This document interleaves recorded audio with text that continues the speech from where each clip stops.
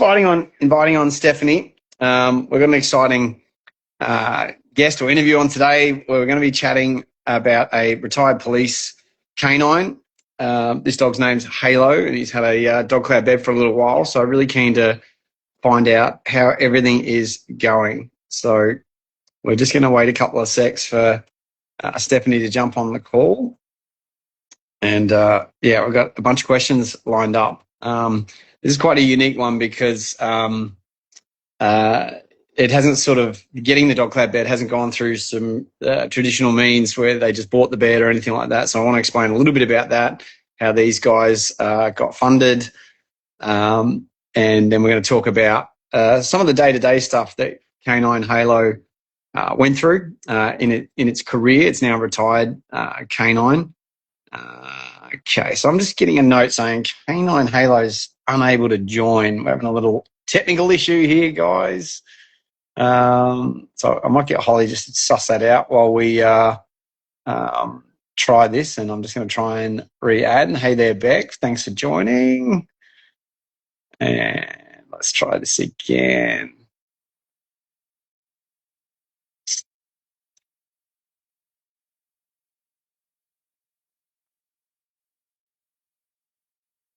It's not the most user-friendly handle, by the way. Stephanie's joined. Here we go. Stephanie, we got you on through a different handle. So what am I trying to do, Stephanie? Thank you. How are you going? I'm going to... here we go. Hey. Sorry, that was 100% user error there. So I can relate. It's all good. It's all good. Yeah, How are you? I'm good. How are you? Yeah, very, very good. Thanks for asking. Yeah, Good. I'm digging that dog cloud hat in the background there, mate. That looks good. Hey, and we You go. got the Harlow here on his bed. So Very good. Well, let me do a quick introduction because I was just as we're just trying to get you on, I was just we've got a few people joining already, and which is so great. But it's so great to have you on here. I'm sorry, sir, I haven't met you, but I'm Scott. Okay, background person anyway. This is Jared. He worked with Harlow on the Putnam County Sheriff's Office, so Harlow worked on his shift with him. So. Yeah. Fantastic. Yeah. Excellent. Well, great to have you here, mate. Thank you for joining us. And look, this is kind of a fun story because I was just mentioning to people that, K9 Harlow is now a retired police dog. That's correct. And just correct me as we go. But and we'll get you to tell me a little bit about his story in a second. But so it lives with you now, Stephanie, and you're police officer. Yeah, well, retired, but yeah. This is fantastic. Fiance, and he retired a year and a half, 2 years, almost a year and a half ago. Yeah. So they're both retired. Yeah. Well, congratulations. That's nice. Fantastic. So look, tell us a little bit about. So what? Let me just for everybody. In Florida, there's an incredible program that's been funded by the state of Florida, which I think is amazing, and we're starting to see different. Pushes for these kinds of supports for retired police and military dogs in other states around the US, which is fantastic. And Dog Cloud's looking to be fairly heavily involved in it. And one of the things, I guess, is because that this is a state of Florida initiative put together for K9's retired police dogs, where they can be funded up to $5,000 per year for any issues they may suffer with later in life, medical care, veterinary care. I think it's an incredible program, and it's implemented and I guess is probably administered by K9s United. And just a quick shout out to Jay Nix. He's a great guy. I met Jay when I was in Florida. His dog has one of our beds as well. That's where he first come across us, and his dog's been enjoying the bed. But yeah, he's the president of K9s United and helped organise this for you, which is amazing. So, for Harlow and you, I guess. But yeah, so can we start off maybe just a little bit about maybe Harlow's career as a police dog and what Harlow's role was day to day and some of the things that you might have got up to. Yeah. Okay. Well, Harlow's career started in I think it was around 2016. His first handler was Jose Garriga.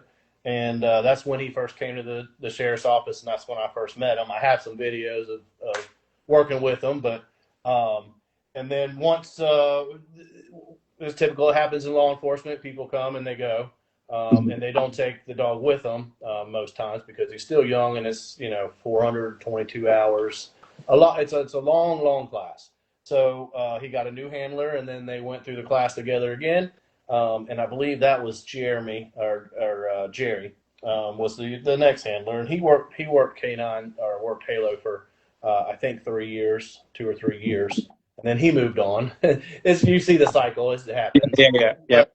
Day to day, he would be their partner, and that partner duo would be assigned to a shift. So being the sergeant on the shift, he would be assigned to my shift, and it just so happened that everybody that had Harlow was on my shift.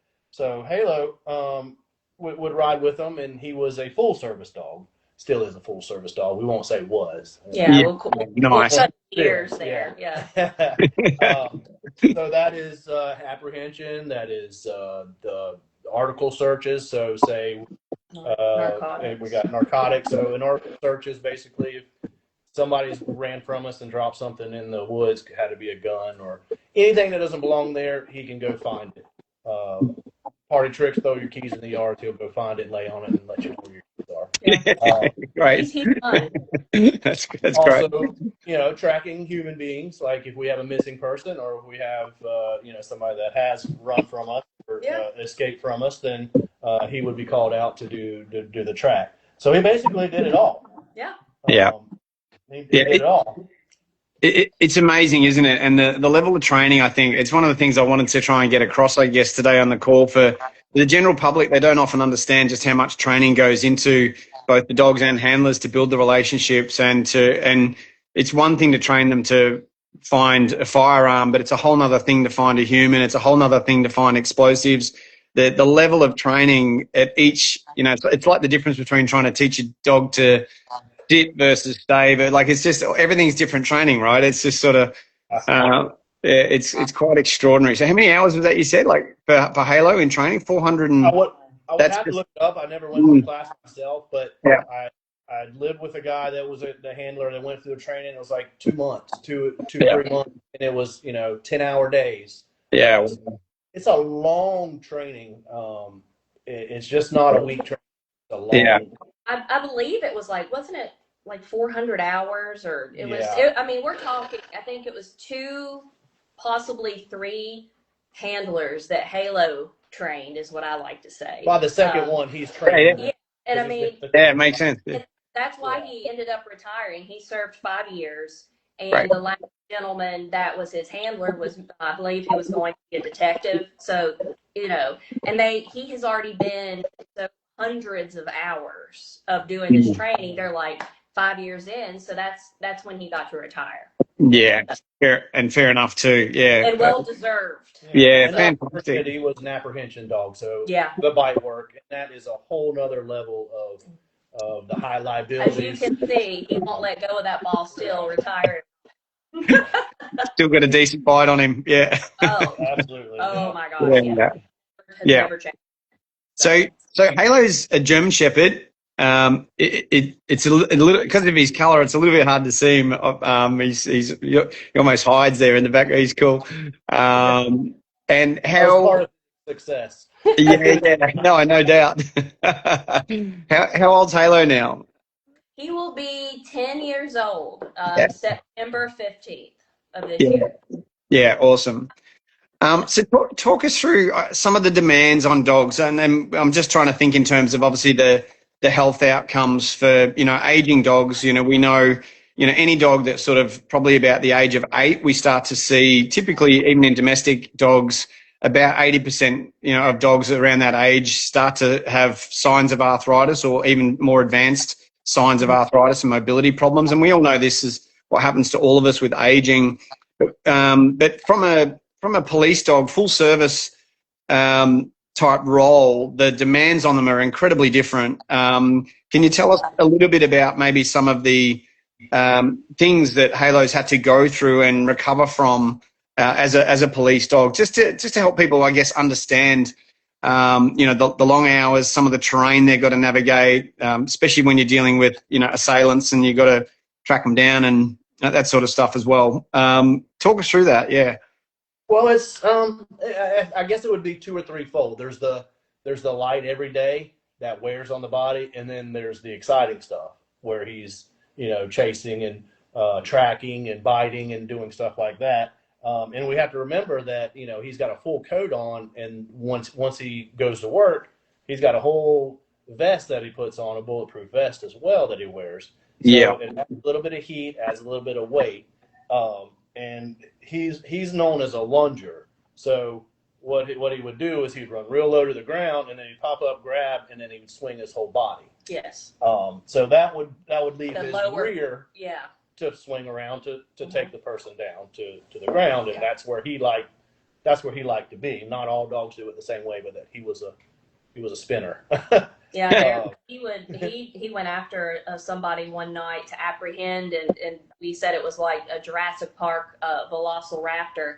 He jumps into the grass, and it's tall grass, and you just see grass. You don't even see Halo. You just see and somebody running, and the next thing you know, and then he twists. And I mean, it puts a lot of pressure on them. And I mean, twisting, I mean, anyone, I mean, even being young and just starting out, you put that kind of pressure, twisting motions on anyone or any animal, it's going to do damage. And just let me say that it's fun for them. Yeah. It's not a pain. It's not a task. It's not a job. They absolutely love it. So they put everything they have into it.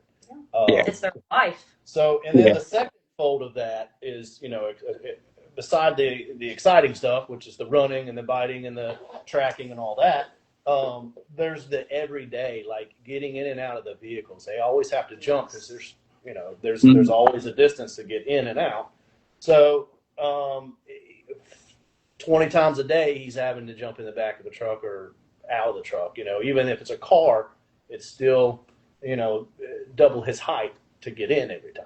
So that taxes on him over the years as well. And you add on the weight of the vest and all that. So that would be the day-to-day. Yeah, and it's all those little things that I think we don't even appreciate, or you just take for granted when you see maybe a dog out on the street or patrolling, and there's just so much workload. And we've got a lot of relationships and partnerships with police and military across the US now, which is great. And I'll just back up what you said too. These are high drive dogs, and it's the part of their fun and stimulation is, they'd be bored shitless at home and chewing up couches if they didn't have a job like this to be able to go and release that energy and it's only those kinds of high drive dogs that can actually do this job, right? Though too, the ones that are understimulated and can't be bothered getting off the couch cannot make good police dogs. Correct. And they have to live for this. They have to live for this ball. And that's what gives them the drive is. Whatever task they're doing is because they're going to get this at the end of their task. So do it. No, that's great. So any injuries or things like that throughout Halo's career? Was there any time off through injuries or incidents that you can share, or did he have a pretty clean run? He had a pretty clean run. There was a spot on his in his lung. And they were worried about that for a while, so we took a little time off from that. But as far as anything other than just a stomach ache or something like that, he was never shot, never stabbed. I mean, People would hit him and kick him. That kind of stuff, would happen, but that didn't deter him. He didn't even. It didn't put him out the next day or even that day. It makes mom mad and upset. But other than that, but So how did you guys end up owning Halo as a dog in your home? How did all that come about? So usually the K9 that the handler has dibs to take the dog home, but that handler actually was leaving the agency as well, and so that person had dibs, and then it's everybody else in the unit. Which luckily for me, I threw my hat in. At the time, I was promoting to lieutenant. And I threw my hat in and said, "Hey, I want Halo." There's been several times he should have bitten me, like I have done wrong. I have run in front of him, or I grabbed a suspect when he'd already got him. Right. He would look up at me and say, "Hey, this is mine. Go find something else." So at Get that your point, toy. I knew. Yeah, at that point, I wanted Halo to spend the rest of his days with me, Great. just because he took mercy on me. Yeah. No, that's so cool. Yeah, that's great. Awesome. Yeah. So look, Halo's 10 now. Any health issues, mobility stuff, we often get all sorts of different stories when we start chatting about like dog cloud and the benefits of the massage and that. So before we get into the actual product itself and what you've noticed or enjoyed about dog cloud, just anything leading up to just before, or what made you reach out to J Nix and then, go through this process to get the K9s United to fund it? Well, I'd say about a year and a half, maybe 2 years, maybe not quite 2 years ago. He just had a little bit of a, oh, he's laying out here. He had a little bit of an, I don't want to call it a limp, but just kind of having an odd thing going on with his left leg, and it wasn't getting better. So I took him to the doctor, and they did a bunch of x-rays and different things, and they actually thought it was degenerative myelopathy, like the ALS in dogs. And thankfully it was not. But they referred him to University of Florida, small hospital for the animals there, and we had CT scans, we had all these things done, and it turned out that he's got degenerative lumbosacral stenosis. So it took a while. Yeah. And So and they found that out, and he actually had a dorsal laminectomy March 17th of this year. okay, right. Yeah, and there was another, and I hope it's okay if I mention it. There was another foundation that is, they're smaller than K9s United. They're actually in Connecticut, Harlow Heroes. Oh yeah, Harlow. Yeah, they're part of Harlow? as well. Yeah. I talked to Krista and Sam before there about the beds. So they stepped in and helped us take care of the surgery, part of the surgery and stuff. So really, it has been a group community effort. Harlow's Heroes, K9s United, and just the community, our friends helping us, because he ended up he's still recovering, and it was successful. But he actually is walking. He was walking worse afterwards because he has so much nerve damage. But he doesn't have any more pain. And I know you're going to get to it, but he loves his bed. And I'm not saying that because we're on the phone with you. We're on video. No, and look, and for the record, I actually don't know the results or the story, and we haven't actually met or spoke before. I know a lot of our communication was sort of through both Jay or Alex. Alex does a bit of stuff, and she's with National Police Dogs Foundation, another wonderful foundation that we work with. And look, it's a very small community of all of these kind of supporting police and military dogs right across the US. Everyone knows each other, everyone helps each other. It's a fantastic sort of community of people with very similar passion for the health of retired military dogs and to give them the golden years that they deserve. So, so look, go for it. Tell us, the idea for you guys and what you're hoping to get out of Dog Cloud and what results you've seen and what's, because I don't know anything, so keen to hear the story. No, it's great. Well, first of all, we have to make him get off the bed. If not, he would, I promise, he does. He'll just lay on the bed. He'll get up, do a little turn, lay the other way. And every time he kicks on, he just, he loves it. And it helps him quite a bit. It actually, I've noticed in his hips, I'm able to flex them because we do some home rehab therapy with him, and I'm able to help. He gets along better with that. His walking, I can tell a difference, let's say, if he's been laying on it for as he should, and getting the therapy versus, let's say, it's one day and we make him stay off of it for a little bit longer because he needs to get up. That's his healing process. We don't want him to lose the muscle he does have. That's part of Halo's problem. It's the muscle loss and the nerve damage. And one of my personal favorite things about this bed is how well it cleans up. Yeah, super easy. Halo is incontinent, fecally incontinent, and he just, that was something that's happened because of his issue, and it's not something that's reversible. So we have puppy pads we put on it, Yeah. but if, let's say, he moves them and has an accident, I swear this thing like comes out looking like the day we got it. And I mean, it's just, and it's so sturdy. I lay on it with him sometimes when he's got therapy because it feels Yeah. and it's made a huge difference for him. Just his mobility and how he feels. You can just tell he's looser. He's not so stiff. Yeah, yeah, absolutely. That's fantastic. Yeah. One of the things that, and I know you never had the opportunity, I don't know what sort of videos you might have looked at with us, and but you probably know that our background is in human medical devices. That's what we build. So these exact same motors, this cycloid vibration therapy goes into, and for 50 years we've been doing this in Australia, building this into, class 2 medical products for humans. So we're in hospitals, aged care. We work with elite athletes. We're exclusive to the recovery zone in the Australian Institute of Sport for our Olympians and Paralympians. And it's just because this product works. And a couple of the things that you've mentioned there, I'll just touch on and explain. But maintaining muscle mass and the exercise factor is something that CVT actually helps with. So the cycloid vibration therapy, by improving blood flow and particularly removing inflammation takes pressure off the nerves. And we all feel pain through nerves. So when nerves are have pressure put on them through inflammation, we feel more pain. You remove inflammation, you have less pain, you're able to move more freely. And when you're physically touching the dog with any hands-on therapy, you would know when the dog's sore, they recoil at any sore spots. They'll move. They can't help but flinch. And then with regular use of dog cloud, as all that starts to soften up, the muscles become a bit more pain-free.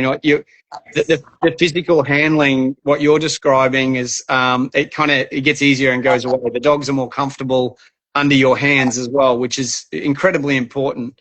We're fans of everything, home massage with your hands, whether it's acupuncture, all things can help. But one of the joys of dog cloud is you just get to enjoy it 3, 4, 5 times a day without leaving home. Right. That's the biggest factor. Is Halo now gets, even though it's temporary relief, but the temporary relief can last quite a long time, hours to days. But you get to do that multiple times a day and just not go back to that horrible baseline where they're in pain and feeling it all the time. And that's pretty much what you're describing, which is fantastic. Yeah. I mean, it's been a godsend to us. I mean, it really has, because we, Halo, as all retired K9s of military, law enforcement, they all deserve a happy retirement because their whole life is what their job, and they're humans they're protecting, you know, and when they retire, they don't get the help that your in-service dogs do. They have medical and, all this stuff, and it falls to the handler and the families that take them. Yeah. And the community, that has helped us has just been amazing. And then when we got this, Jay reached out to you, and they told us we were getting this bed. I mean, it's made a big difference. It really has. It continues. Yeah, that's awesome. Yeah. Well, it's funny you just mentioned the partnerships. We just had Project K9 Hero just join to listen in as well. So we'll say hello to those guys. They do an amazing job funding a lot of police and military dogs, right? And they've just, I think it's probably Jason maybe, but he just said, we love dog cloud beds. So it's we do too. Thank you for everything you do. Yeah. And you're absolutely right. These dogs deserve, and they don't get it. They don't get the same that humans get in terms of the funding and the post-retirement that they really do deserve. So, we're really happy to be able to, help out and partner with, K9s United and all these other great associations to be able to bring this sort of relief into the home for the dogs that deserve it, and for you guys too. The costs ongoing that it helps alleviate for you guys is enormous, and for some dogs it can add up to incredible amounts. we got a call coming up in a week or two. This is Jason watching from our facility in Tennessee. So yeah, it is Jason. Some people are spending $100 a week on hydrotherapy. They're getting physiotherapy. They're getting laser therapy. And did you guys have certain costs that were mounting up like that before Dog Club? When you said that, so we still do. We still do, because we have been taking him. He hasn't, and that's what I was going to say. Let me back up. He hasn't had to go as much because of this. I mean, we still want to take him because they do acupuncture, and they will do, hydrotherapy with him. But they know, and when I say they, I mean the UF Small Vet Hospital. They know about this bed. I've told them about the bed, and they wanted me to bring it by one day and show it to them. And I'm like, yeah, I'll bring it. We'll bring it this next visit. Yeah, but it's enabled us not to have to. I mean, because it's almost $200. It's like $180 a session. For hydrotherapy. For all those things. Oh, for all those. Gotcha. Yeah. Yeah. So they do multiple things, maybe one more than the other. Yeah. But it's expensive. And again, you're not getting, unless you've got these awesome foundations and people, that can help. It falls to you. And I'm going to do whatever I have to do for Harlow to be taken care of. That's what he deserves, you know? But this bed has enabled us not to have to do it every week. You can skip a couple, and stuff like that. And it makes a big difference. Yeah, that's huge. I mean, if you go from once a week to once a month, I've just done the numbers in my head, but that's, $540 a month you're saving literally. And that's, $6,500 a year in savings. So, it's great. The bed was funded, but these beds are only under $1,000. It pays for itself in 2 months, and that's typically what we do. Yeah, 100%. Yeah. I mean, beyond worth it. I mean, I know there might be people out there. Oh, well, of course they're going to say that because they're on. No, it really is. I mean, it's a true. It's just really makes a difference for us. Most importantly, for Harlow. He's a happy guy. He might not be able to. He still trips and doesn't have the best stance right now, but he doesn't care. He's happy. Yeah. What have you noticed? And happy. Sorry. That's all we care about. No pain and happy. That's all that matters. He's retired. Yeah. Yeah. Fantastic. Yeah. And so any other mobility improvements or deeper sleep? We often talk about sleep, how the dogs tend to, for owners like yourselves who know the dogs very well, they often notice the dogs sleeping much more deeply, twitching more. They'll often, all right, here we go. I'll have to send you some pictures, you and Holly. He lays on this bed and he'll just have his head. He snores. He starts to snore. And we know he's in his deep sleep because he'll get on the bed and start snoring. And when he's really comfortable, he hasn't been able to do it as much, but he has, since he's routinely, been getting this therapy, this CBT, he'll go on his back. Yeah. And he has his paws up there, and he'll just lay, and you'll hear it, the bed's vibrating, and he's just snore. I mean, he's out. I honestly think someone could break in the house, and he would still be asleep. Yeah. He's trying to get all the angles. He rolls and rolls and lays directly on his back, feet up. Yeah. You can tell he loves it. But his hind area and his lower spine is always on the bed because he knows that's, you know what I mean? It'll be vibrating and what's on there because it makes him feel better. Yeah. No, that's great. It's funny how they move into positions. And I mean, the good thing about the therapy, it does penetrate through 2 to 3 feet of muscle and connective tissue. So ligaments, tendons, get the blood flow that you wouldn't normally get. That's stuff that we've got in our science, and we know this from our human work. And it'll go through 4 to 5 feet of bone as well. So it transmits the therapy very well through the whole body. That's why when they're laying on it, you can put your hand on top and you'll feel the massage coming through them, even though it's through foam and through that. And it's all non-invasive. So it's not percussive. It's not jackhammering away. It operates in a cycloid motion.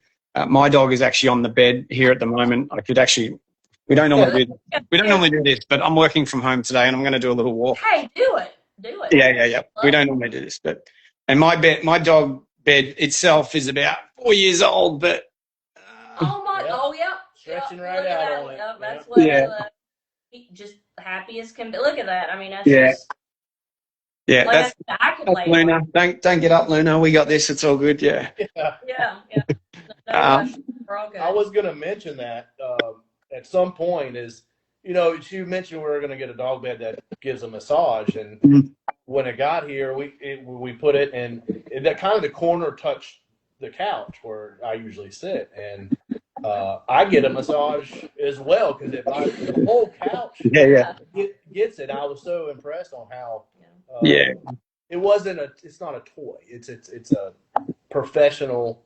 Yeah, it's a serious Piece piece of of medical equipment. equipment. Yeah, Yeah. it really is. I mean, we still hold FDA approval in the States for our human products. And in Australia here, our equivalent is called TGA, which is our Therapeutic Goods Administration. So you can't hold those things without having medical evidence and having done the studies to prove the benefits. So, we've got multiple medical studies across all sorts of different conditions around reducing edema or swelling, especially in lower limbs where people get what's like lymphedema, a lot of swelling. You see people get major swelling in ankles and stuff, so we get used in that. But yeah, improving local area blood flow, people that have wound healing issues and ulcers, like particularly people that are bedridden. And this is the thing with dogs too, they sleep a lot. So they're kind of, if they're not on a very good surface or a very good foam, they get compromised circulation just from laying around. And that's how bed ulcers happen in humans because they can't move. The circulation gets compromised and it actually results in skin opening up and wounds. Our product has been, proven to assist with wound healing, particularly in leg ulcers and ulcers that are pretty advanced. I mean, I could share some stories with you over the time for humans, but the thing with dogs too is they sleep so much more. They're 18 hours a day laying around typically, and as they get older, it's even more. And it's not that easy to lift them in and out of the car and get to these hydrotherapy appointments anymore. So having therapy in the home is our goal, and it's the way we want to sort of help millions of dogs, really be able to have owners care for their dogs at home and give them the best and maintain their mobility so they can have a great quality of life. That's really the goal we're trying to pursue. So, yeah. Well, you're doing a great job, and I know we appreciate it. Yeah, it's such. We're so happy for you, and I just, thank you for adopting, Halo, and I know you don't need me to thank you for that, but just to have people out there like you guys that care what happens with these dogs in retirement, it's just amazing. Shows the love you've got for animals and the passion for dogs, and just the appreciation for the service that they've given. It's just something I want everyone to appreciate. They're incredible animals, and they're highly intelligent and just so brilliant, and they do so much for the community that I think some people don't realise. Sometimes their skills go beyond what humans can do, and we need them. We do. I agree with all of that. Yeah. So, that's fantastic. And angels and backup. Yep. Yeah, absolutely. Yeah. Do you have any parting thoughts? And we can probably wrap things up there, but I want to thank you for your time. But I'll hand it to you guys for any sort of parting thoughts as we wrap things up. But I want to really thank you for your time. Thanks for sharing your story. And it's really great to meet you guys face to face. You too. It was nice to meet you too. Everything. I guess I mean covered everything else, but like there's no hot spots. When a dog usually lays in the same spot in the same position all the time. Yeah. They'll get a hot spot, or they'll get a place where it gets rubbed raw. Like a bed sore, or it could be a bed sore. Halo doesn't get those because he lays on this. Gets the massage and moves all around like he doesn't get the bed sores like you see. Yeah. So. No, we would just thank you and continue fighting the good fight, and you and places like K9s United and everyone in that community. I mean, it's just they're an amazing group of people that dedicate their time to this, just like you and your team, and trying to make our animals' lives better because they matter, they're important, and they deserve a good life just like we do. And he's living it right now. So. Yeah. Absolutely. Yeah.